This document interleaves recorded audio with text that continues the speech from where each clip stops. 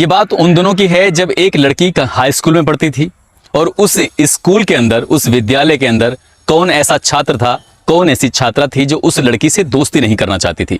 दरअसल वो देखने में भी बहुत खूबसूरत, साथ ही पढ़ने में भी बहुत ज्यादा होशियार और इसके अलावा कुछ अकड़ू मिजाज की। ये जो मिजाज था, ये उसका पढ़ना, इसका होशियार होना, मेधावी होना, वो हर किसी को पसंद आता था। और इसी बीच में जैसे जैसे वक्त गुजरता है वैसे ही वैसे एक लड़का उस लड़की के पास जाता है और जाकर अपने इश्क के, अपनी मोहब्बत का इजहार कर बैठता है। उसके इजहार करने का जो तरीका था उस लड़की को बेहद पसंद आ जाता है और ये दोनों चुपके चुपके, चोरी चोरी एक दूसरे से मोहब्बत करने लगे। लेकिन इस बात की किसी को भी भनक नहीं लगने दी।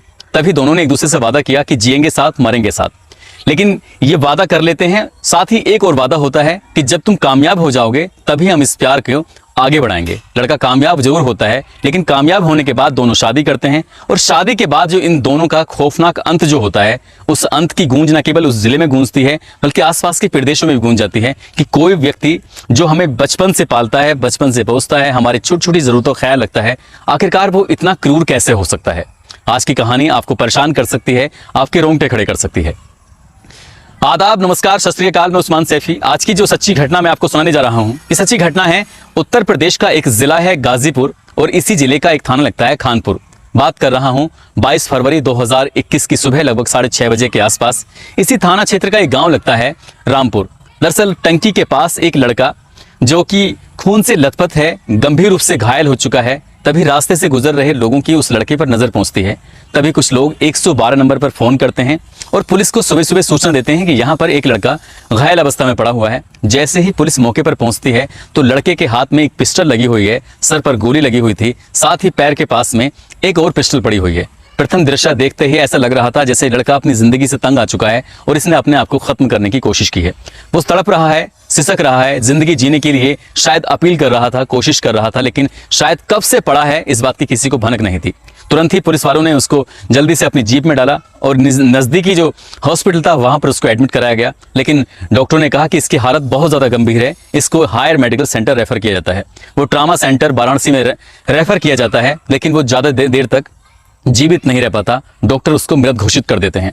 जब उस पुलिस वाले इस लड़के को अपने साथ अपनी जीप में डालकर ट्रामा सेंटर लेके जा रहे थे तब उसकी तलाशी लेते हैं और तलाशी लेने के दौरान उसके पास से एक आई कार्ड मिलता है और उस आई कार्ड में लिखा था अजय यादव। एक और आई कार्ड मिलता है और उस आई कार्ड में लिखा था उत्तर प्रदेश पुलिस और उसका वो आरक्षी था। अमेठी में उसकी पोस्टिंग होती है और अमेठी में पोस्टिंग होने के साथ एक इलाका है, थाना है गौरीगंज, वहां पर ये तैनात था। ये भी कांस्टेबल है, पुलिस वाला है। अब पुलिस वालों की जब पुलिस वाले पर नजर पहुंचती है तो ये जानना चाह रहे थे कि आखिरकार इस लड़के के साथ क्या हुआ है, क्या नहीं हुआ है। जब इस बारे में जानने की कोशिश कर रहे थे तब उसका मोबाइल हाथ लगता है और मोबाइल पे सुबह लगभग 3:30 बजे के आसपास किसी ने फोन करने की कोशिश की थी। पुलिस अब इस फोन नंबर की तलाश करने की कोशिश करती है, तब 2 लड़कों के नाम सामने आते हैं। पुलिस, क्योंकि मामला पुलिस से जुड़ जाता है, इसलिए पुलिस इस मामले को बहुत गंभीरता से लेते हुए दोनों को हिरासत में लेती है और जब दोनों को हिरासत में लेती है, उनसे पूछताछ करती है, तब एक नाम आता है सलोनी उर्फ सानिया, जो कि यहीं पास का एक गांव लगता है इचबल। वहां की रहने वाली एक लड़की है जिसकी उम्र लगभग 25 साल के आसपास है। जब पुलिस वाले उस लड़की की तलाश करने में जुट जाते हैं तो लड़की के बारे में पता चलता है। उसके पिताजी कहते हैं कि लड़की तो हमारी गायब है, हमने तो मुकदमा खुद दर्ज कराया है गुमशुदगी का, कहां उसको नहीं तलाशा गया है। आसपास के घरों में भी उस लड़की के पिता, उसके भाई, उसके परिवार के लोग तलाश कर रहे थे, घर घर जाकर पूछ रहे थे क्या तुमने हमारी बेटी को देखा है।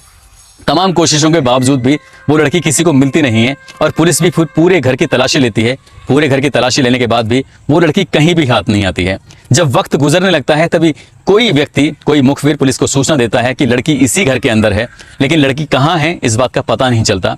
और उसके बाद फिर और कुछ जब जानने की कोशिश की जाती है, लड़की के पिता को हिरासत में लिया जाता है, उसके परिवार के लोगों से पूछताछ की जाती है, तब वो पुलिस के सवालों के सामने ज्यादा देर टिक नहीं पाते और जो वो बात बताते हैं वो वाकई चौंकाने वाली बात होती है। दरअसल ये लड़का जो कि अमेठी में पुलिस में तैनात है और 15 फरवरी के आसपास इसकी सगी चचेरी बहन की रिंग सेरेमनी थी, वो छुट्टी पर अपने घर आया था, अपने गांव आया था।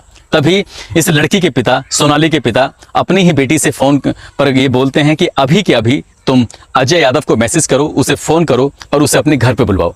लेकिन लड़की बार बार मना करती है, तब उसे जबरदस्ती उस लड़की से कहा जाता है और जबरदस्ती के बाद उस लड़की को अपने घर बुलवा लिया जाता है। और जैसे ही घर आता है तो दोनों के साथ ना केवल मारपीट होती है बल्कि ये कहा जाता है कि जिंदगी में मिलने की कोशिश की तो तुम्हारा अंजाम अच्छा नहीं हुआ, क्योंकि उन्होंने 2 साल पहले यानी कि सन 2018 में कोर्ट मैरिज कर ली थी और साथ साथ जीने मरने की जो कस्में कभी खाई थी हाई स्कूल में, तो उसी कस्मों को निभाने की कोशिश कर रहे थे, क्योंकि ये लंबे समय से एक दूसरे से प्यार करते थे, एक दूसरे के साथ रहने के, साथ जीने मरने की कस्में खाते थे। साथ ही जब उस लड़के को मौका मिलता था तब वो लड़की से चोरी से चुपके से मिलने आया करता था, क्योंकि वो 2 साल पहले से ही पति पत्नी बन चुके थे और पति पत्नी के रूप में रहे थे। लेकिन अचानक ही उस लड़की के पिता को ये जानकारी हो जाती है कि उसकी बेटी ने तो गुपचुप शादी कर ली है, और इसी बात को देखते हुए वो आग बबूला हो जाता है और अपनी ही पत्नी जिसका नाम हो नीलम है, नीलम और अपने बेटे दीपक से कहता है कि ये बात तुम्हें कब पता थी? तो वो कहते हैं कि हमें भी अभी हाल ही में पता चली है। और जैसे ही इन तीनों माँ बेटों को ये बात पता चलती है तो वाकई इनका गुस्सा ज़्यादा बढ़ जाता है और अपनी ही बेटी से जिद करके उस लड़के अजय यादव को बुलवा लेते हैं, जो कि पुलिस में होता है। और जब 3 बजे के या 3:30 बजे के आसपास वो घर पहुँचता है तो उसके साथ बेहद मारपीट करते हैं। लड़की को भी बेहद मारा पीटा जाता है और मारपीट के दौरान ही उस लड़की को भी गोली मार दी जाती है और लड़के को भी गोली मार दी जाती है। लड़की का और लड़के का शव छुपाने की कोशिश कर रहे थे, लेकिन जैसे जैसे वक्त आगे बढ़ रहा था, दिन निकल आता है, लड़की का शव तो वो छुपा नहीं पाए। लड़के के शव को लगभग 2 किलोमीटर दूर गांव रामपुर के निकट जो जल निगम की टंकी है उसके पास फेंक देते हैं। वहां वो तड़पता रहता है और घर आकर इससे पहले कि कुछ कर पाते तभी कोई व्यक्ति 112 नंबर पर फोन कर देता है। इधर ये परिवार के लोग इधर उधर भागने लगते हैं और इन्हें बचने का भी मौका नहीं मिल पाता। पुलिस वाले घर में भी आते हैं। इस बीच में घर आने के बाद तलाशी लेते हैं, लेकिन लड़की नहीं मिल पाती। और कुछ वक्त जब गुजरता है, पुलिस इधर उधर घूमने लगती है, तभी घर के पीछे जो खेत है गेहूं का, उसमें एक गड्ढा खोदा जाता है और लड़की के उस शव को उस गड्ढे के अंदर दफना दिया जाता है। जब पुलिस वाले इस लड़की के पिता से जब जिद करके अपने पुलिसिया तरीके से पूछताछ कर रहे थे तो उस लड़की की भी डेड बॉडी को ये उपलब्ध करा देते हैं, बरामद करा देते हैं। और जब पोस्टमार्टम होता है तो पता चलता है कि न केवल इनके साथ मारपीट की गई थी, लेकिन मारपीट के दौरान ही इन दोनों को गोली मार दी जाती है और दोनों की हत्या कर दी जाती है। जब ये पता चलता है कि एक पुलिस वाले की हत्या कर दी गई है तो उत्तर प्रदेश पुलिस में हड़कंप मच जाता है और पुलिस अपने हिसाब से, यानी कि एसटीएफ और जो पुलिस की और जांच दल होते हैं, क्राइम ब्रांच वगैरह, इनके माध्यम से इसकी जांच पड़ताल की जाती है। और 5 लोगों का नाम सामने आता है, जिसमें लड़की के पिता राजेश, भाई दीपक सिंह, मां नीलम और एक राज सिंह है और अंकित सिंह। इन 5 लोगों का नाम सामने आता है। पुलिस पांचों को गिरफ्तार कर लेती है और गिरफ्तार करने के बाद जेल भेज देती है। जब इस मामले में और भी पड़ताल की जाती है तभी पता चलता है कि जब ये दोनों हाई स्कूल में थे तभी से एक दूसरे के प्यार करते थे, एक दूसरे के साथ जीने मरने की कस्में खा चुके थे। और यहीं से इन्होंने फैसला लिया था कि जब मैं कामयाब हो जाऊंगा, उस लड़के ने कहा था कि कामयाब हो जाऊंगा, क्योंकि वो शुरू से ही पुलिस में जाना चाहता था और पुलिस में जाकर वो अपने कुछ सपने थे वो पूरे करना चाहता था।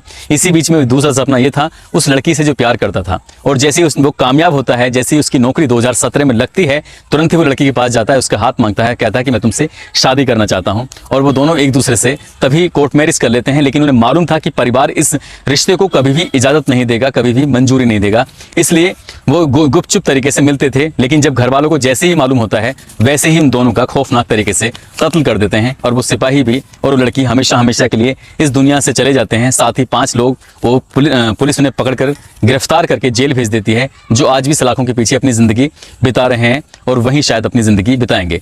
एक बात और बताते चलें कि ये जो लड़का है अजय यादव, जो कि अब इस दुनिया में नहीं है, वो 4 बहनों का अकेला भाई था, वो भी इस दुनिया में नहीं है और उन बहनों का जो भाई है वो पूरी तरह से छिन चुका है। दोस्तों, जाते जाते जो कुछ लोगों का जन्मदिन है, जिनमें मेघना राज हैं कुशीनगर यूपी से, कुंदन कुमार हैं, मोनू राजपूत हैं, क्रोमा हैं, पवन कुमार हैं, मनीष हैं, नेहा हैं और शबी हैं, इन सभी को जन्मदिन की बहुत बहुत शुभकामनाएं। साथ ही सलमान मलिक, जो कि खैलिया पट्टी अमरोहा के रहने वाले हैं, दीपक प्रीति कटारिया शामली से हैं, पप्पू कुमार यादव, सुनील कुमार, अमरजीत वारिस, साथ ही शाहरुख अली, रिजवान साबरी, सना, आदित्य, रिहाना, शाहिद, पंकज यादव, विक्रम सिंह, संजीव मौर्य, विवेक कुमार, इन सभी ने नाम लेने की अपील की थी। आप सभी का दिल की गहराइयों से धन्यवाद, बहुत बहुत शुक्रिया।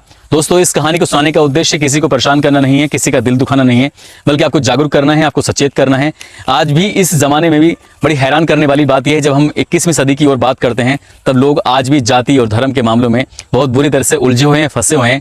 लड़का कामयाब था, उसके बावजूद भी लड़की वालों को लड़का पसंद नहीं आया, क्योंकि उसकी जाति बिल्कुल अलग थी और लड़की की जाति अलग होती है, और इसीलिए उसने इन दोनों का कत्ल किया था। साथ ही जब पुलिस वाले पूछते हैं तो राजेश सिंह कहता है कि मुझे इन दोनों को मारने का बिल्कुल भी अफसोस नहीं है। दोस्तों, अपना ख्याल रखें, सुरक्षित रहें। जय हिंद, जय भारत।